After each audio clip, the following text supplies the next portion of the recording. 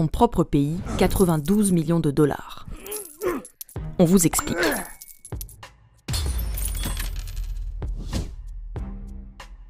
C'est ce qu'a fait la famille de Joseph Kabila, l'ancien président de la RDC, aussi appelée République démocratique du Congo.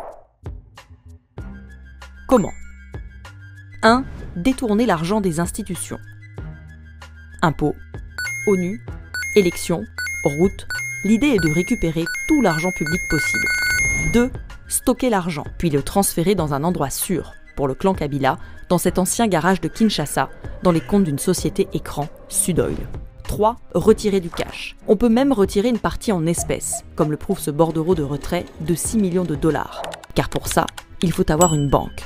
Enfin, sa propre banque. Ou plutôt une banque contrôlée par la famille, comme la BGFI Banque du Congo. Contrôlée par la sœur de Kabila, Gloria Mteyu, actionnaire à hauteur de 40%, et par son frère adoptif, Francis Selemani, en tant que directeur général. Et quand au sein d'une même famille, on dirige une nation et une banque, ça facilite les choses. Ensuite, il faut être créatif. Florilège.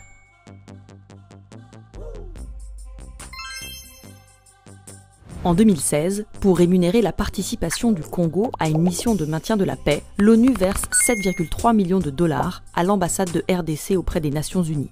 L'ambassadeur reçoit l'ordre de reverser 6,8 millions à l'État congolais, plus précisément à la Banque centrale du Congo, sur son compte à la BGFI. La BGFI va en profiter. Si les 7 millions lui ont bien été versés par l'ambassade, le Congo n'en a jamais vu la couleur. Et à la place, le virement atterrit dans les comptes de Sudoil. En 2016, Kabila annule les élections pour les reporter en 2018. La commission électorale qui organise les scrutins, la CENI, emprunte à la BGFI 25 millions de dollars. Un prêt engendre des frais et automatiquement, la banque gagne 1 million de dollars. Mais le même jour, la BGFI répète l'opération manuellement et s'offre un deuxième million de dollars qui, bien sûr, atterrit dans les comptes de Sudoil.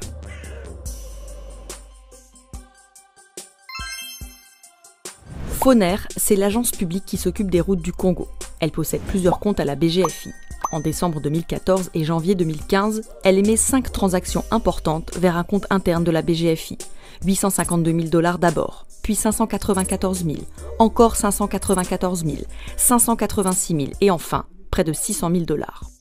Au total, 3,2 millions de dollars censés transiter d'un compte du Foner à l'autre. Mais la BGFI vire en fait les 3,2 millions à 2 autres sociétés, Sudoil et sa filiale Kwanza Capital. La Banque centrale du Congo a elle aussi financé la famille Kabila. Son compte à la BGFI, intitulé BCC Équipement, est une caisse noire. Le 26 septembre 2016, il émet un virement de 30 millions de dollars, supposé alimenter un autre de ses comptes à la BGFI, et qui disparaît étrangement, tandis qu'un virement du même montant arrive chez Sudoil. La Gécamine, c'est la grande entreprise publique qui gère les mines, la plus grande ressource du Congo-Kinshasa.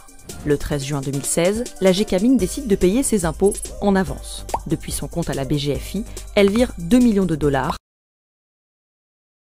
à la Banque centrale du Congo.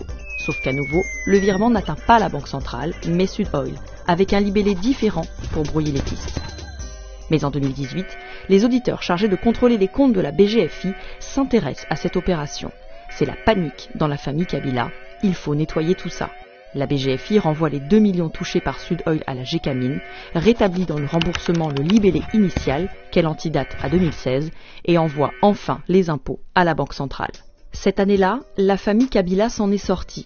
Mais ça, c'était jusqu'à aujourd'hui. Et ce n'est pas tout.